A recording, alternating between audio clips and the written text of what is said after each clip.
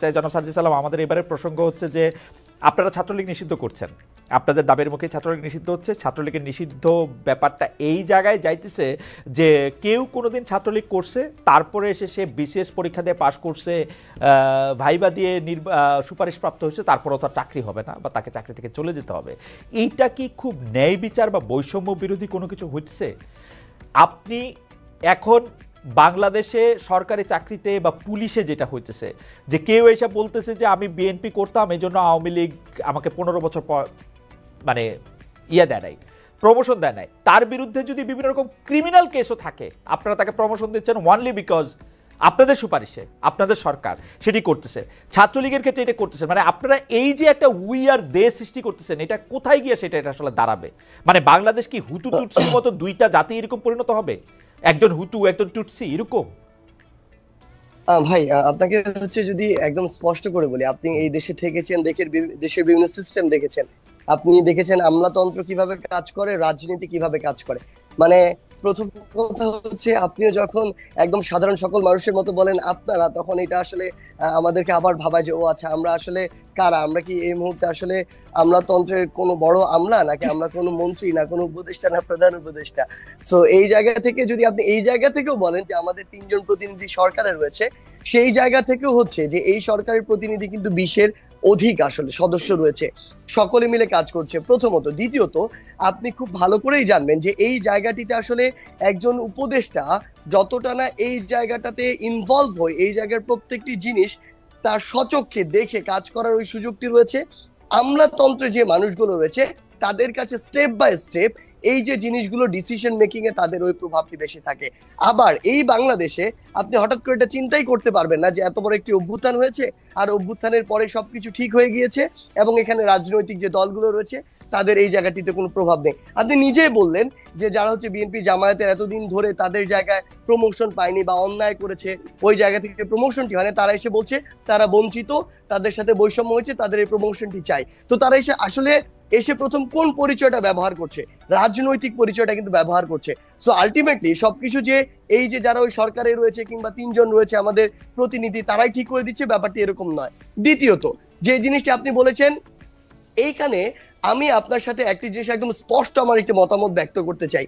ছাত্রলীগ নিষিদ্ধ হওয়ার পূর্বের কথা যদি বলি, ওই টাইমে পুরো সময়টিতে যে ছাত্রলীগ বিগত 16 বছর ধরে একটা আলাদা রকম তাদের নৈরাজ্য চালিয়েছে, সেই টাইমে আওয়ামী লীগ যখন ক্ষমতায় ছিল তখন যদি তারা এটি বলতো যে কেউ একজন বিএনপি করে বা জামাত করে বলেই তাকে কোনো একটি পদে, পুলিশের পদে হোক, বিসিএস এর যে কোনো একটি জায়গায় হোক, তাকে নিয়োগ দেওয়া যাবে না, তার গেজেট বের হবে না, প্রকাশিত হবে না, এটি আমার জায়গা থেকে আমি কখনোই সমর্থন করি না, যদি না তার বিরুদ্ধে কোনো এরকম ফৌজদারি মামলা কিংবা অন্যায় অপরাধ এসবের কোনো তদন্ত সাপেক্ষে অভিযোগ এবং প্রমাণ থাকে।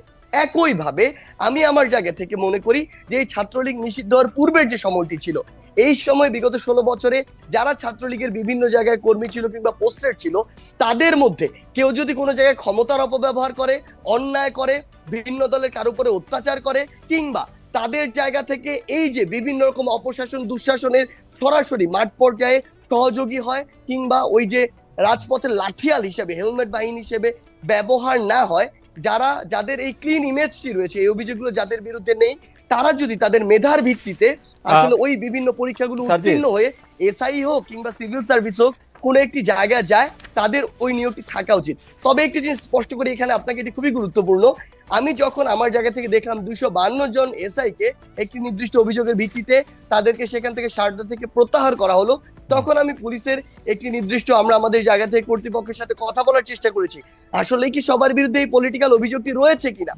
তাদের জায়গা থেকে এসেছে কিছু জায়গায় যেমন পলিটিক্যাল সংশ্লিষ্টতা এবং এই সংশ্লিষ্টতার পাশাপাশি ক্ষমতার অপব্যবহার বা অত্যাচারের উদাহরণ রয়েছে, পাশাপাশি এমন কিছু জিনিস রয়েছে যেগুলো হচ্ছে তার এই ক্ষমতার অপব্যবহার বা অন্যায়ের উদাহরণ নেই। কিন্তু ওই ভাইবা পরীক্ষায় 50 মার্কের যে ভাইবাটি ছিল সেখানে তাকে 49 দেওয়া হয়েছে, 48 দেওয়া হয়েছে, এবং রিটেনের মার্কস তার অনেক কম থাকার পরও তিনি এই পরীক্ষাটিতে সামগ্রিকভাবে উত্তীর্ণ হয়েছে।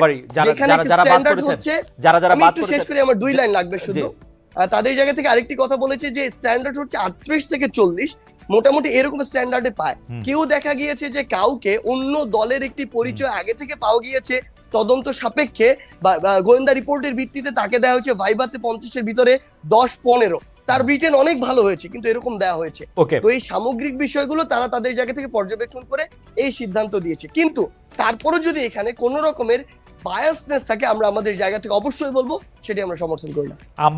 আপনি কি খেয়াল করেছেন যে মানে একজন ছাত্রলীগ নেত্রী যিনি পরীক্ষা দিতে এসেছিলেন তাকে আইন শৃঙ্খলা বাহিনীর সামনেই লাঞ্ছিত করেছেন কতগুলি, মানে আমরা খবরে পড়ছি তারা মহিলা দলের নেত্রী, আমরা খবরে পড়ছি ঢাকা বিশ্ববিদ্যালয়ে পরীক্ষা দিতে এসে ছাত্রলীগের 2 নেতা গ্রেফতার হয়েছেন। এগুলি কি আপনার চোখে পড়ছে? মানে এগুলিকে আপনি কেমনে দেখছেন?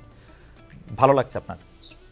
দেখুন, না, প্রথম কথা হচ্ছে যে পূর্বে ঢাকা বিশ্ববিদ্যালয়ে ছাত্রলীগ করেছে। যদি আমি আমার এই প্রশ্নের উত্তর আসলে পূর্বের জায়গাটিতে রয়েছে, যদি তার বিরুদ্ধে এই যে নৃশংস বর্বরতা আমাদের উপরে চালানো হয়েছে পুরো বাংলাদেশের বিভিন্ন জেলাগুলোতে কিংবা ঢাকা বিশ্ববিদ্যালয়ে যেটি চালানো হয়েছে, এই সংশ্লিষ্টতা কিংবা বিগত এই যে রেজিমটি দেখেছি, এই সময়ে তারা ছাত্রলীগের নাম ধারণ করে সাধারণ শিক্ষার্থী বা ভিন্ন মতাদর্শের উপরে যদি অত্যাচার নির্যাতনটি না চালিয়ে যদি কেন তাহলে যদি তার কেন সাথে হঠাৎ যদি করে কেন এরকম কিছু করাকে সার্জিস যদি কেন সমর্থন করব না আমাদের জায়গা থেকে। কিন্তু যদি কেন আমি 2টা ঘটনা বললাম, আপনি এই 2টা ঘটনা জানেন কিনা? এরকম নিশ্চয়ই আরো 50,000 ঘটনা আছে। আপনি যদি বলছেন কেন, যদি মানে এই 2টা ঘটনা আপনি জানেন কিনা, মানে এইটার আপনি জানেন অথবা আপনি জানেন না, এইটাই তো হবে। এটার মধ্যে যদি কেন। আচ্ছা আচ্ছা, পরীক্ষার হলের যে ঘটনাটা, এই ঘটনাটা আমি জানি। আচ্ছা, ওইটা কি ঠিক আছে? মানে এটা করা ঠিক আছে? ছাত্রলীগের 2 নেতা গ্রেফতার পরীক্ষার হলে এসে? না, এটার আনসারটাই তো আমি আপনাকে বললাম যে তার বিরুদ্ধে যদি সেরকম অভিযোগ থাকে, এরকম বর্বরতা, নির্যাতন, নৃশংসের সাথে যুক্ত হওয়ার যদি তার বিরুদ্ধে এই অভিযোগটি থাকে, এটি তো আমি জানি না অভিযোগটি আছে কিনা, সেটি খতিয়ে দেখার সুযোগটি আসলে আমার হয়নি।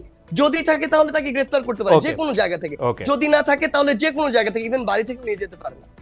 আমি তো জানি না যে আছে কিনা, আপনার কাছে তাহলে তো আমি আপনাকে ডিসিশন দিতে পারি। আচ্ছা আচ্ছা, আপনি জানেন না আছে কিনা। আমার তো ধারণা যে ছাত্রলীগের যে 2 নেতার কথা বলা হচ্ছে তাদেরকে আপনি চেনেন, থাকলে নিশ্চয়ই আপনি বলতেন, আমার ধারণা। বিকজ গত 8-10 বছরে যা কিছু হয়েছে, 17 সালের থেকে যদি আপনি ঢাকা বিশ্ববিদ্যালয়ে থাকেন, 17 সালের পর থেকে যদি আপনি ছাত্রলীগের রাজনীতিতে থাকেন, আপনি যদি আসলে ছাত্র প্রতিনিধি হয়ে থাকেন, আমার ধারণা গত 6-7 বছরে যা কিছু হয়েছে ঢাকা ইউনিভার্সিটিতে আপনি জানেন। আমার একটা ধারণা ছিল সার্জিস, যে যেই 2 নেতা গ্রেফতার হয়েছে সেই 2 নেতা আপনার পরামর্শে, উপদেশে বা কথাতেই গ্রেফতার হয়েছে। এটা আমার একটা ধারণা ছিল যে এই 2 নেতা দুষ্ট, এদেরকে গ্রেফতার করেন। প্রথম কথা হচ্ছে, আপনাকে একটা জিনিস একদম নিশ্চয়তা দিয়ে বলতে চাই, এই মুহূর্তে বাংলাদেশের আসলে ছাত্রলীগের পোস্ট না পাওয়া সবচেয়ে বড় ছাত্রলীগের সাবেক নেতা মনে হয় সার্জিস আলম। কারণ আপনি আমার পুরো এই বিশ্ববিদ্যালয়ের মানে যদি জার্নিটা দেখেন, কোথাও আমার কোনো বলি সেইজন্যই তো আপনার ক্ষোভ থাকতে পারে, সেইজন্যই তো আপনার ক্ষোভ থাকতে পারে, সেইজন্যই তো আপনার ক্ষোভ থাকতে পারে। না, সবচেয়ে বড় কথা হচ্ছে গুরুত্বপূর্ণ লোক, না কখনো আপনি তো রংপুরে আইজিপির সাথে ঘুরে বেড়ান সার্জিস, আপনি তো গুরুত্বপূর্ণ লোক, আইজিপি আমার ফোনই ধরেন না, আপনার সাথে ঘুরে বেড়ায় রংপুরে। না না, কখনোই না, এটা আপনি এভাবে কখনোই বলতে পারেন না। কোন দিক থেকে? সেটি হচ্ছে আমি সেখানে সার্জিস আলম বৈষম্যবিরোধী ছাত্র আন্দোলনের সমন্বয়ক হিসেবে যাইনি, আমি জুলাই শহীদ স্মৃতি ফাউন্ডেশনের সেক্রেটারি হিসেবে গিয়েছি, কারণ তারা সেই জায়গায় শহীদ পরিবার এবং আহতদেরকে ফান্ড দেওয়ার যে প্রোগ্রামটি, সেই প্রোগ্রামে গিয়েছে। তারা সেখানে আমার শহীদ বীর ভাই তারা আবু সাইদের বাসায় গিয়েছে। এর বাইরে তারা কিন্তু আরো একাধিক প্রোগ্রাম করেছে, তার কোনোটিতেই কিন্তু আমি যাইনি। তো আপনি এটি কখনো বলতে পারবেন না যে আমি আইজিপির সাথে ঘুরে বেড়াই। ক্লিয়ার কথা। আরেকটি কথা হচ্ছে, আপনি এর আগে যেটি বলেছেন, আমি আপনাকে বলি মহিউদ্দিন ভাই, আমি একটা জিনিস আপনাকে বলতে চাই, সেটি হচ্ছে এর আগে যেটি বলেছেন, এই যে 2 জন যাদেরকে আপনি বললেন গ্রেফতার করা হয়েছে, আমি একজনটা শুনেছি, আরেকজনটা শুনিনি, হয়তো আমার চোখে পড়েনি। কিন্তু এই বিশ্ববিদ্যালয়ে কিংবা আমি যাদেরকে প্রমিনেন্টলি সেন্ট্রালে ছিল, যাদেরকে চিনি, এরকম অন্তত আমি 50 জনের কথা বলতে পারবো যারা সরাসরি এই অত্যাচার কিংবা নির্যাতন বা 15 তারিখে আমাদের সাথে যা হয়েছে, 16 তারিখে এগুলোর সাথে সরাসরি জড়িত, তাদের সাথে তাদের বিরুদ্ধে বিভিন্ন জায়গায় মামলা হয়েছে। তো যদি আমার জায়গা থেকে আমি সরাসরি এরকম বাইনেমে বলতাম, হয়তো তাদেরটা আগে আসতো, কারণ আমাদের চোখের সামনে এটি করা হয়েছে। হ্যাঁ, তাদের বিরুদ্ধে মামলা হয়েছে, পুলিশ প্রশাসন তাদের তদন্ত সাপেক্ষে তাদেরকে গ্রেফতার করবে, ব্যবস্থা নেবে। আমি কেন ব্যক্তিগতভাবে বলতে চাই? অথবা আপনি ইচ্ছা প্রকাশ করেছেন, কারণ আমি জীবনে যেমন দেখেছি বলে, মানে যাই হোক সেটি অন্য প্রসঙ্গ, কিন্তু আপনি তাহলে বলেন নাই, ব্যাপারটা তো এরকমই, তাদের 2 জনের গ্রেফতার। না আপনার আসলে না না, ঠিক আছে ঠিক আছে, আমি এইটাই বুঝলাম। আচ্ছা, মহিউদ্দিন ভাই, মহিউদ্দিন ভাই আপনাকে এখানে একটা ছোট আর্গুমেন্ট দেই, দেখেন আপনি যে এটা রিলেট করতে পারবেন। আর্গুমেন্টটা আমাকে শুধুমাত্র ধরেন, না আর্গুমেন্ট একটা ছোট জাস্ট ইনসাইট, সেটা হচ্ছে যে মনে করেন আমাকে শুধু পোস্টটা দেয় না, এই কারণে যদি আমার রাগ খুব এরকম হয় যে আমি তাদেরকে ধরিয়ে দিব, তাহলে যাদের উপরে ভিন্ন রাজনৈতিক মতাদর্শের কারণে এরকম অত্যাচার হয়েছে, নির্যাতন হয়েছে, হামলা হয়েছে, মামলা হয়েছে, আমাদের আসিফ তাদের জেল খেটেছে, হ্যাঁ, তাদের কি পরিমাণ ক্ষোভ থাকার কথা, অবশ্যই খুব তারা থাকার কথা কতজনকে আছে গ্রেফতার তো। করার কথা, তাহলে তাদের নাম আছে লিস্টে আছে আগে থাকার আছে কথা। আছে আছে আছে আছে সায়ন্তের সাথে ক্ষোভও আছে।